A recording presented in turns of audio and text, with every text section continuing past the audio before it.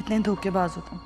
मुझे बताया ही नहीं कि तुम एंगेज्ड हो। इतनी बड़ी बात मुझसे छुपाते रहे। बड़े वफादार बनते थे। कहाँ गई तुम्हारी लॉयल्टी? फिलहाल मैं शादी नहीं करना चाहता अब्बू। झूठे मक्खा अपने घर वालों की हर एक बात बताया करते थे। बस यही बताना भूल गए कि तुम एंगेज्ड हो। हाँ भाई, फिर जबार और रेशम की शादी की भी तारीख तय कर लेते हैं। तुमने कभी मेरी जात के बारे में पूछा ही नहीं। हम चाह रहे थे कि इनके वलीमे में हम अपनी मरियम की रुखसती भी कर लें।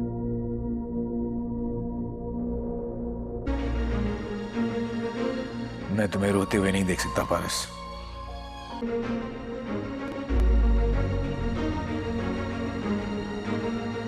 लेकिन आप देखेंगे कि वहाब दुरानी को तो अब बिल्कुल इस चीज़ का इल्म ही नहीं था कि ये सब कुछ करने वाला कोई नहीं और नदीम था, क्योंकि वो नदीम से अब बहुत ही गुस्से में था। इसीलिए मीर बेजाद को भी उसने खुद कह दिया था कि अब मेरे हाथों ये बच नहीं सकता, अपनी बहन को इसकी ताज़ियत कर देना। इधर अब देखेंगे कि पारिस अब परेशान है जवार की वजह से, क्योंकि उसे पता चल चुका है कि अब जवार की शादी है, और क्योंकि उसकी एंगेजमेंट हो चुकी थी रेशम के साथ, और रेशम उसकी मंगेतर है। रेशम अब पारिस को बिल्कुल भी पसंद नहीं करती। लेकिन इधर आप देखेंगे कि जवार को अब रेशम से नहीं बल्कि पारिस से शादी करनी। वो पारिस के बगैर एक पल भी नहीं रह सकता। वो यहाँ तक कि किसी कोई भी निगाह भर कर अगर पारिस को देखता है तो वो ये चीज़ बर्दाश्त ही नहीं कर पा रहा। इधर हम देखेंगे कि नदीम अपने घर से सारा सामान उठाकर भागने की कोशिश करता है, लेकिन वहाब दुरानी के वहाँ पर बंदे उसे मार डालेंगे। इधर वहाब दुरानी के पास वो बंदे आएंगे और उससे खबर देंगे कि आप जानते हैं कि अब नदीम इस दुनिया में नहीं रहा, वो मर चुका है। इस पर वहाब दुरानी कहता है कि ये बात